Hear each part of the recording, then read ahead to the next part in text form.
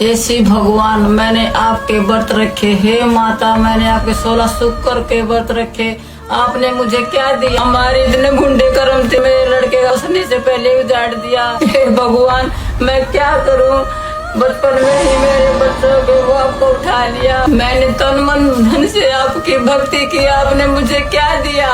आपने मेरे बुढ़ापे की लाठी भी छीन ली। अब मैं क्या के सहारे जीऊंगी? भगवान आप ही बताओ, मैं क्या करूं? रक्षाबंधन सिर्फ कह देने से नहीं हो जाता।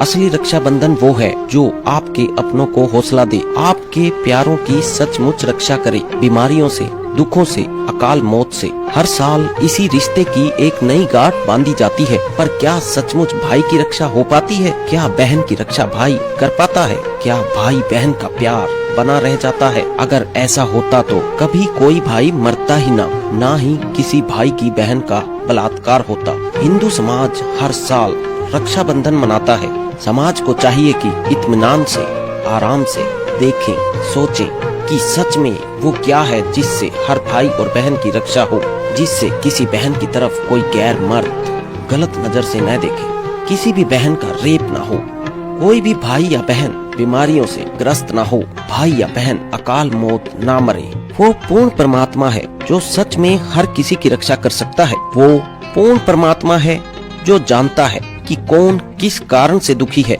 उसे कैसे सुखी करना है।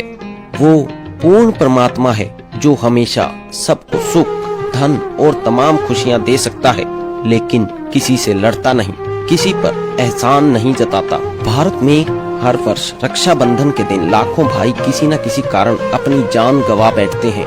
राखी बंधवाने के बावजूद हजारों भाई अपनी बहन की रक्षा करने में विफल रहते हैं, लेकिन सही मंत्र की शक्ति और रक्षा सूत्र की शक्ति देकर संत रामपाल जी महाराज ने लाखों भाई बहनों को आध्यात्मिक ज्ञान के जरिए सुरक्षित और सुखी करके एक अनोखी मिसाल पेश की है। अगर आप भी सुरक्षित और सुखी जीवन जीना चाहते हैं और अकाल मौत से बचना चाहते हैं, तो आज से ही संत रामपाल जी के मंगलमय प्रवचन सुनना शुरू कीजिए। परमपिता परमात्मा हमें ये समझाने की चेष्टा करते हैं कि काल भगवान ने सारी उल्टी रीति हमारे चिपका रखी है।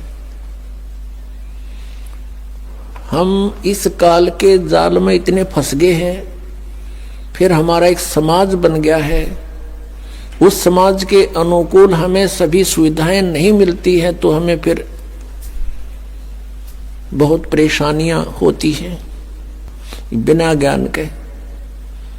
हम दुखी बिना ज्ञान के हैं यहाँ पर। जब हमें ज्ञान हो जाएगा फिर ये बातें हमें दुखी नहीं करेंगी। फिर उसके अतिरिक्त जैसे चलो ये भी सब्र किया, भाई कन्या कन्या होगी, पुत्र नहीं हुआ, आगे फिर उन बहनों को, उन कन्याओं को कितना कष्ट है। फिर एक हमने और बना रखा है रक्षाबंधन। उस रक्षाबंधन के दिन फिर रोए वह बहन जिसका भाई को ना,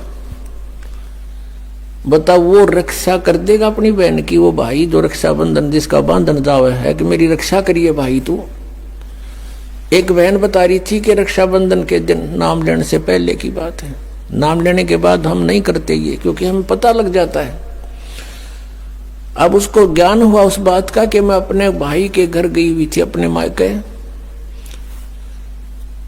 रक्षाबंधन वाले दिन इंतजार कर रही थी, भाई आओगा रक्षा बांधूंगी। अब रक्षाबंधन उसके बांधूंगी, पहुंची,